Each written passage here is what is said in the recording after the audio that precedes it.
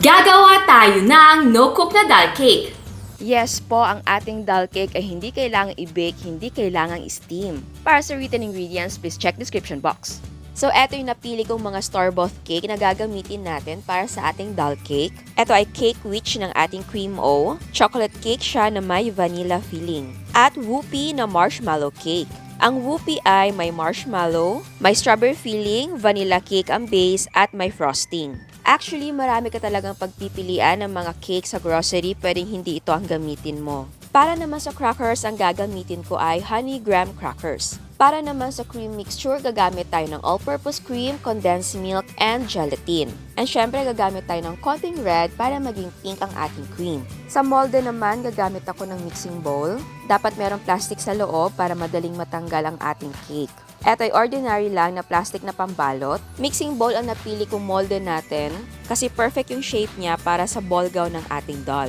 Kung wala kayong ganitong bowl, pwedeng gumamit ng kahit anong bowl kung anong available sa inyo na pwedeng ikorteng ball gown. Ito naman ang doll na gagamitin ko. Binili ko siya for 20 pesos. Pero kung meron kayo dyan sa bahay ninyo, pwedeng yan na ang gamitin nyo. Ako kasi yung mga Barbie ko, pinamigay ko na sa aking mga pinsan. At para may space yung ating doll sa ating cake, ginamit ko ang karton ng aking aluminum foil. At syempre, balutan natin ng aluminum foil. Kung wala naman kayong ganito, pwedeng mag-shape ng karton. So magsimula na tayo, ilagay natin ang all-purpose cream sa ating mixing bowl. Ito ay chilled overnight, pero napansin nyo, kahit chilled overnight yung ating cream, hindi siya buo. Depende kasi yan kung gaano kalamig ang ref, lalo na kapag maraming laman. Pero kung pwede, 2 days yung ating cream sa ref, pero pwede na din yan. Basta malamig. 2 can ang gamit ko dito na Angel na all-purpose cream. So ang total ay 740 ml. Kung gusto nyo na ibang brand ang gamitin ay pwede naman, basta 740 ml ang total. I-whip na natin ang cream sa high speed until mag-double ang size nito. So nasa 10 minutes ang pag-whip para mag-double ang size ng ating cream. Okay, sa mga nagtatanong, paano kung nakalimutan kong ilagay sa ref ang aking all-purpose cream? Ang sagot, kumuha ka ng isang bowl ng ice, tapos ipatong mo ang iyong mixing bowl sa ibabaw ng ice, tapos dun ka mag-whip. Makakatulong ang lamig ng ice para magdoble ang size ng iyong cream. Kapag nag-double na ang size ng ating cream, gradually add the chilled condensed milk. So, 1 can ng condensed milk ang gagamitin natin para sa 740 ml na all-purpose cream. Kung kulang ang tamis, pwede ka namang magdagdag.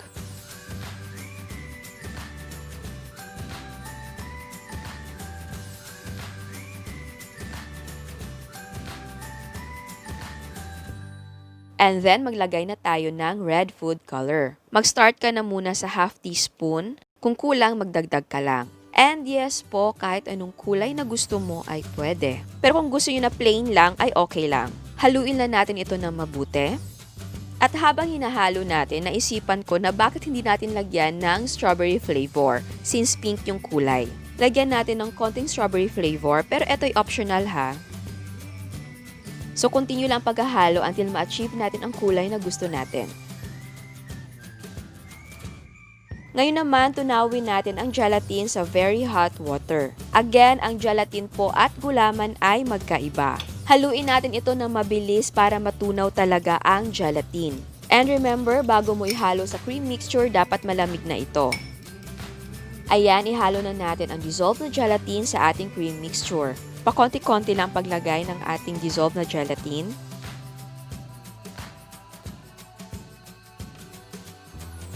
At bago tayo mag-assemble, ipapakita ko muna sa inyo ang expectation versus reality ng pagbukas ko ng Whoopie. So, ganito yung itsura niya pagbukas ko. Pinapakita ko sa inyo ito para kung ito ang bibili ninyo, hindi kayo magulat. Siguro nagkaganito siya dahil sa temperature ng storage, maybe sa delivery, yung pag-handle. Alam nyo na marami nangyayari sa delivery. Pero don't worry, masarap naman siya. Sa Cream O naman na Cake Witch, ito yung itsura niya. So, pinutol ko na yung iba para magkasya sa pag-assemble natin. So ngayon, mag-assemble na tayo. Syempre, huwag mong kalimutan na igitna talaga ang karton sa ating molde. Ang una, maglagay tayo ng cream sa bottom ng ating molde. Hawakan mo yung karton para hindi siya matumba or magalaw habang nag-a-assemble tayo.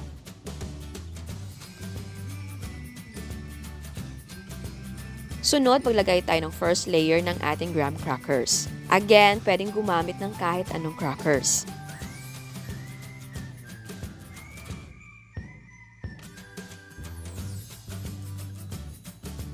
Next, ilagay natin ang ating Whoopie. Ang ganda ng cupcake liners ng Whoopie. One whole talaga yung nilagay ko na Whoopie, hindi ko na siya pinutol. Since kasha naman.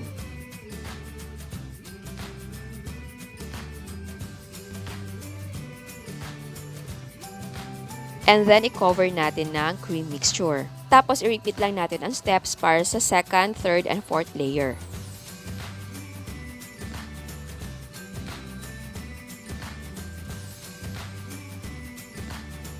Para sa second and fourth layer, ang cake na ilalagay natin ay cake witch ng Cream O.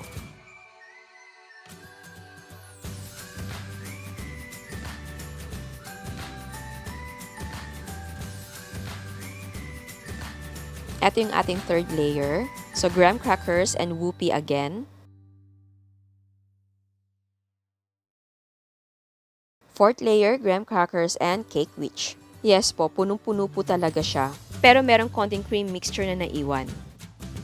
And then, ilagay sa freezer for 3 hours. Pero mas maganda ilagay sa chiller overnight. Kapag nag-set or nag-firm ng ating cake, gawin na natin ang whipped cream frosting. I-combine natin ang whipping cream powder, very cold water, and red food color. Again, pwedeng gumamit ng ibang whipped cream.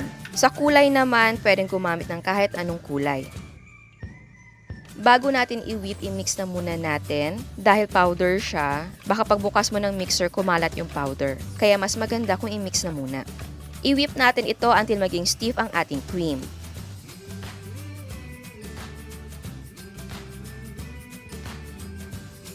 Eto ng ating cake. Kung napansin nyo, meron siyang konting damage dito sa gilid. Kasi pinalitan ko yung karton sa gitna dahil sobra yung haba. Actually, sinadya ko yun. Pero nakalimutan ko na babalik na rin pala natin yung ating cake.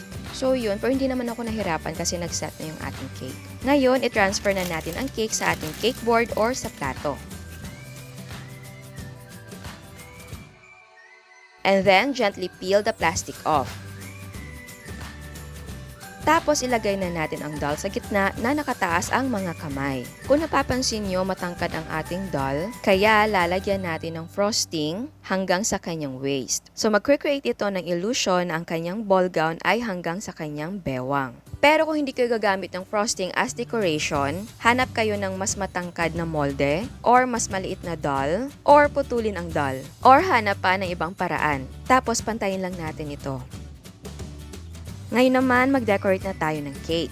Inilagay ko sa pastry bag ang ating whipped cream na frosting. Ang gamit kong nozzle tip ay Wilton na 1M. Rosette yung gagawin natin decoration. But of course, pwedeng gumamit ng kahit anong nozzle tip at pwedeng gumawa ng sarili mong design. So, pupunuin lang natin ang cake ng frosting.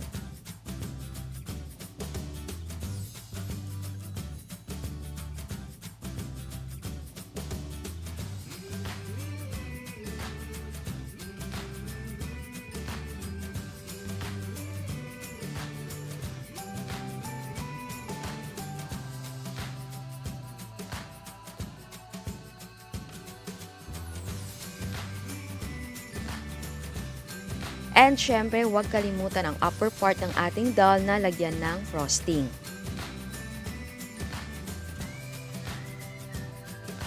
So ayan, eto na ang ating no-cook na doll cake. At bago tayo mag-taste test, sa hindi pa nakasubscribe, please subscribe sa ating YouTube channel. And please click the notification bell and please click all para ma-notify kayo sa lahat ng uploads. Hi! Na-miss nyo ba ako? Sorry ngayon lang nakapag-upload dahil namili pa tayo ng sangkap para sa ating no-cook na cake.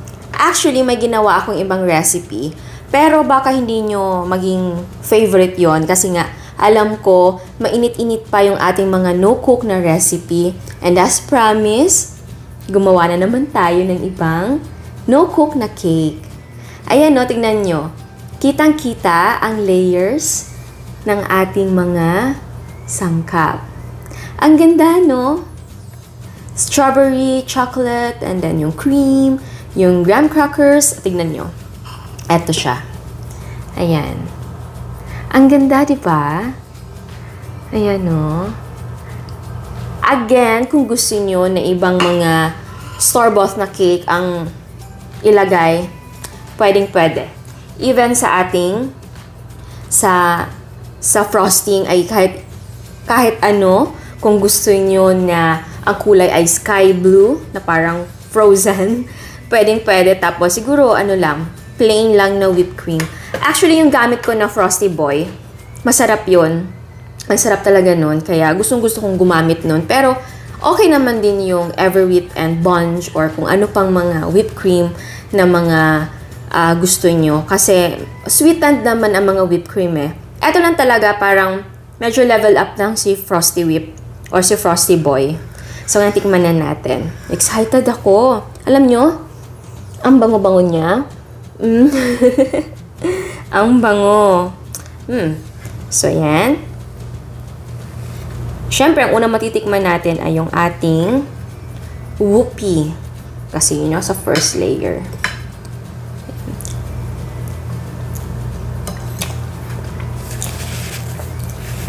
In fairness, masarap. I know, lahat ng tinitikman ko masarap. Dahil masarap talaga. May nag-comment nga eh. Lahat ba talaga masarap ng ginagawa mo? Kasi lahat ng sinasabi mo masarap. Opo.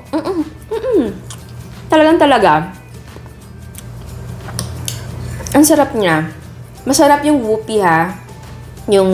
Yung cake na part and the marshmallow, tsaka yung frosting niya. Tapos nilagyan pa natin ng yung all-purpose cream na mixture na strawberry pa ang flavor. Masarap talaga siya.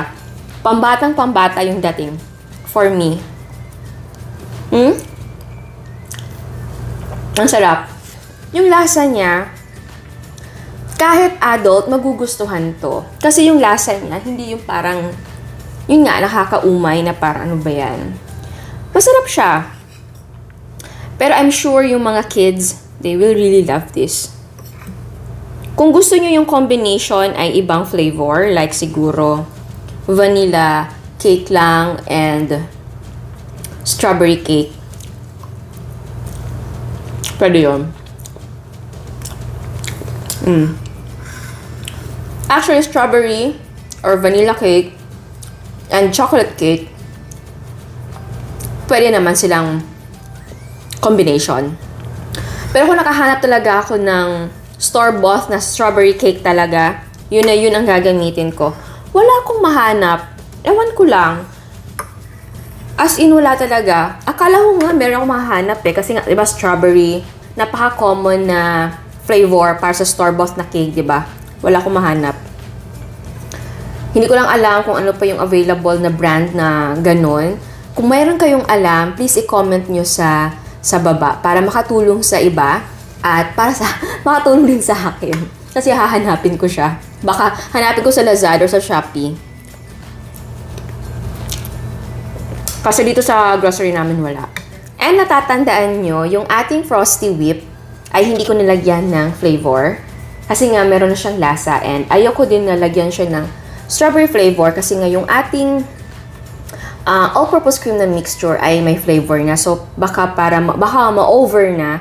So, as is na lang yung yung flavor ng Frosty. Kulay na lang ang nilagay ko. Which is, for me, good idea talaga. Para yun nga, hindi ma-over. Tsaka bagay siya. Sa nakatikim ng Frosty Whip or Frosty Boy na whipped cream, you will understand. Kasi masarap talaga si Frosty Whip. Ang sarap. In fairness sa Whoopie ha, yung cake na base niya, gusto ko. Yung ating naman, yung sa Cream O na Cake Witch. Ako. Ito siya.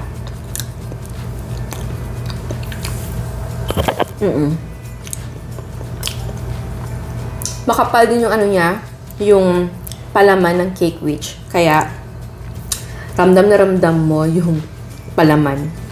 Medyo matamis. Okay lang. Kung gusto nyo naman. Lalo na yung mga bata, gusto yung matamis. Kaya ma-appreciate nila to.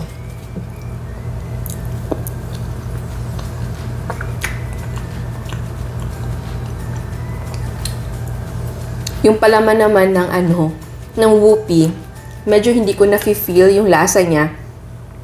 Kasi yung yun nga, yung mixture natin ay may strawberry. So, parang nagbe-blend na lang sila. Pero in fairness, ang sarap niya. Again, from this cake na ginawa natin, pwede kayong kumuha ng idea dito para makagawa kayo ng sarili nyong version. May nabibuild up na ba dyan sa isip ninyo, sa imagination ninyo, kung ano yung gagawin or ano yung gagamitin ninyo? Diba? And nga pala, kung wala kayong pang frosting, pwede gawin yung crumbs, yung crackers, or yung store-bought na mga cakes, tapos i-apply nyo dun sa gilid ng ating ball gown. O, pwede yun. Maganda lang talaga kapag frosting kasi pwede kang mag-create ng design, ganun, kahit anong design, tapos iba't ibang kulay, pwedeng ganun. And speaking of iba't ibang kulay, yes po, pwedeng two-tone or pwedeng dalawang kulay lalagay or 3 or 4. Depende na yan anong gusto mong look ng iyong doll cake.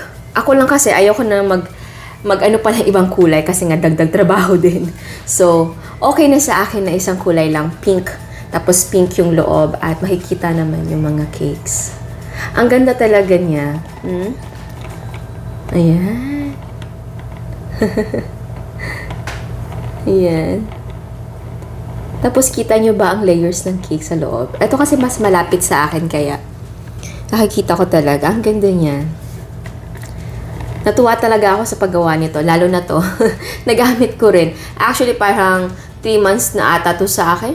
4. Binili ko siya 20 pesos. Kasi nga, baka magamit ko in the future. Kaya ito, nagamit ko na siya. Ayan. Kaya sa magbe-birthday ng mga girls, pwedeng-pwede to. Or mga debut, di ba? Tapos sa bahay lang kayo, walang bisita, kayo-kayo lang, okay na to. Masaya na ang birthday celebrant ninyo. I'm sure. Matutuwa yan. Kaya I'm so happy at alam mo, like I told you, marami ka talagang idea na maiisip. Meron pa ako mga idea, kaya abang-abang kayo kasi may gagawin pa tayo. Ibang ibang look, ibang theme. Hindi na doll cake ha, kasi meron na tayo. Baka magsawa naman yung iba. Basta meron na naman. It would be fun talaga. So, ayan. Sana nagustuhan nyo ang ginawa natin ngayon. Ako, natuwa ako sa paggawa nito. Na-excite nga ako eh. Tapos, napansin nyo may mga pearls na inilagay ako. Pero actually, ditong side lang. Kasi yung side ko, hindi ko na nilagyan. So, ayan. Sana nagustuhan nyo talaga. At sana makagawa kayo at isend nyo sa akin para makita ko. Kasi, napaka-exciting na makita yung mga gawa nyo. So, ayan. Ciao! At eto ang mga prices ng ating mga sangkap. And yes po, pwedeng gumamit ng ibang brands. Ang total cost naman ay magdidepende kung magkano ang presyo ng sangkap sa inyo. At bago ako magpaalam, meron tayong another dose of inspiration. Eto ang mga flavored pandesal ni Miss Mel Grace. Meron siyang red velvet pandesal at ubi cheese pandesal.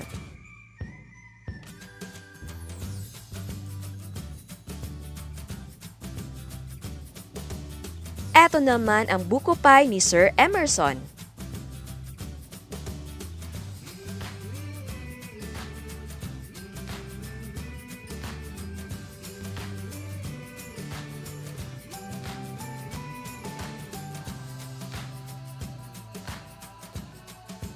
At eto ang mga cakes ni Miss Jeremy. Again, gusto kong magpasalamat sa lahat ng mga nagpapadala ng mga photos. At kamusta na po kayong lahat? Sa mga parents na may mga estudyante, kamusta? Very challenging talaga ang panahon ngayon, no? Kasi yung iba, sabi nila, mas nadagdagan yung trabaho nila sa bahay. Kasi aside from nag-aasikaso sa bahay, sa negosyo, naging busy din sila sa pagtulong sa mga anak nila sa mga lessons. Alam ko yung iba natutuwa, yung iba naman naiinis, yung iba natatawa na lang. Ganyan talaga, eto ang new normal ngayon. Siguro at sana pansamantala lang ito. Basta laging tatandaan, stay safe and stay healthy lagi. Again, salamat sa suporta at sa mga hindi pa nakasubscribe, please subscribe sa ating YouTube channel and please click the notification bell and please click all para ma-notify kayo sa lahat ng uploads. And please don't forget to like our Facebook page and follow us on Instagram. Thank you!